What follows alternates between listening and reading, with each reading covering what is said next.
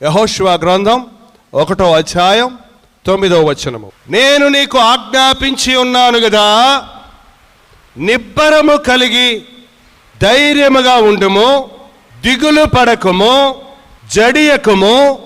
నీవు నడుచు మార్గమంతటిలో నీ దేవుడైన యెహోవా నీకు తోడుగా ఉండును. ఎందుకు దిగులు పడతాడు? ఏంటి మీ దిగులు అని ఎప్పుడన్నా ఆలోచించారా?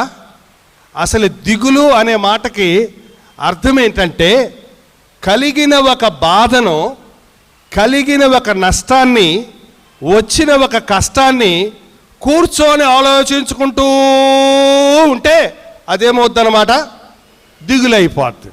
ఎన్ని రకాలైన దిగులు ఉన్నాయో మీరు చెప్తే నేను ఈ రాత్రి విందామనుకుంటున్నాను. ఏంటండి? అప్పుల బాధ అంట. అప్పుల గురించి ఆలోచించకుండా అప్పుల నుంచి నిన్ను విడిపించగలిగే దేవుని గురించి ఆలోచించు. ఒక విషయాన్ని ఆలోచిస్తూ బాధపడుతూ ఉంటే అది దిగులవుతుంది. ఆ విషయాన్ని దేవుని వాక్యానికి అనునయించి ధ్యానిస్తూ ఉంటే అది ధ్యానం అవుతుంది. నీ దిగులుకు విరుగుడు ఏంటంటే దేవుని వాక్యం యొక్క ధ్యానం.